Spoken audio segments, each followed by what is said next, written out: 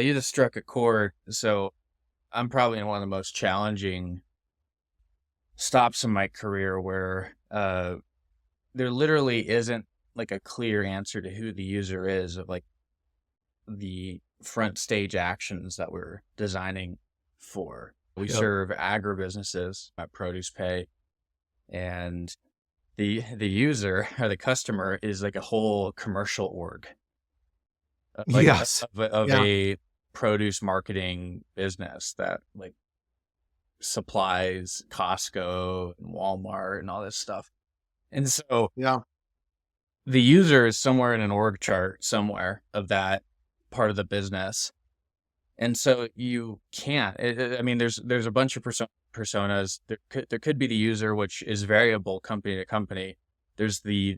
decision maker buyer. There's procurement agent. There's the finance department.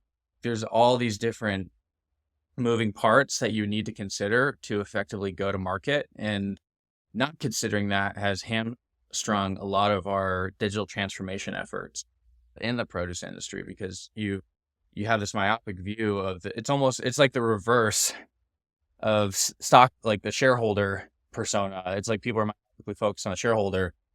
We've almost swung the Yeah. pendulum and said, oh, the person that's going to be interacting with the UI is the most important person. In an enterprise or in the food industry where there's so many people just trying to make it happen so that people in China and England could have grapes from Peru. There's Yeah. so much more. It's such a larger problem space that requires Yeah. work. Yeah. Definitely. Definitely. I mean, yeah, I mean, some of the examples that we're talking about today are sort of like consumer examples, but what you're describing is a B2B ecosystem that is far more complex. At the end of the day, you could have hundreds of, not maybe not hundreds, but you have hundreds of people who are kind of influencing a particular decision. And there may be a smaller set of decision makers, but there are um, a lot of parties involved in either bringing something to market or manufacturing it, just making it work, making it appealing, the thing that you have to offer. And I actually have a thesis. I'm currently listening to Becoming Steve Jobs, which is the more, I think, nuanced and critical biography of Steve Jobs. Walter Isaacson tend to be more about memorializing a hero rather than telling the story of how someone became the hero. Hmm. But I would argue the whole thesis of the book is that Steve Jobs actually wasn't successful in his first run at Apple. Like the product actually made money was the Apple II, which was Wozniak's baby. And Yeah. the Mac, the success of the Mac, the original one that Steve worked on, the version one, it Yeah. inspired a future generation of creatives to want to get into the industry. And it almost like the payoff of him making the Mac led to him eventually hiring Tony Fadell, who he inspired with the Mac to make the iPhone and the iPod, all that stuff.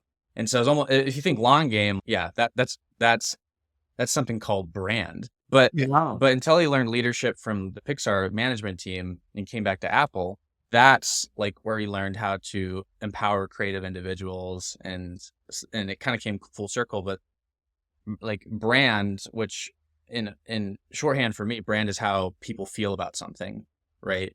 Is how you align multiple stakeholders because they believe in this worthy cause, as like Simon Sinek says. Yeah. Yeah. No, I think that's right. I mean, I oftentimes think, I mean, there are so many different ways to unpack brand. I think it comes down to, I like to describe it as something really simple, like just what's the enduring idea of your What comes company? to mind when And you think about, you know, yeah. Yeah. What is the thing you believe in maybe more than anything else, right? It's the driving idea of your company. Like what's that enduring quality? And I think that as as leaders, as leaders inside organizations, um, transition from one to the next, and you just described one or a series of them. It's I think a big part of a CEO's responsibility is ensuring that that enduring idea is well understood, articulated within the organization and in the marketplace.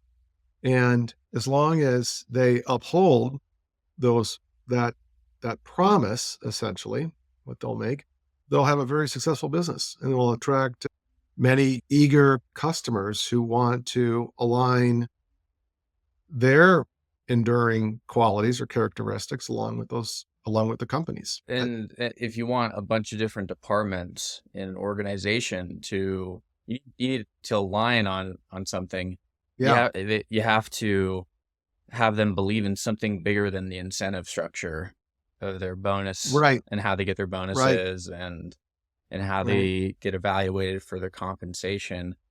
I think what makes Apple so great. And honestly, I think if this podcast gets more successful, I like the concept of an Apple jar, that every time you mention Apple, you put money in the jar and then it goes to some charity or something. Because I'm like, man, I need to come up with some better companies. There has to be more companies out there. There has to be Yeah. someone else. What there are some Yeah. companies. I mean, I think there's certainly a lot, but Target is trying to uh, do good, and I think that Starbucks, IBM, Google, even. I mean, there's a lot of I think hope and optimism in the world that I think that if we can highlight what they're doing and be advocates of that, I think others will follow. Yeah. So at the risk of putting another dollar in the Apple jar, Okay. like the idea of what made the brand of Apple, and I think like it making it a great place to work, which leads to like attracting great talent, which leads to great products and customer value, is that it's about making computing accessible to the layperson. It's not about B2B use cases. That really truly is a consumer vision and mission.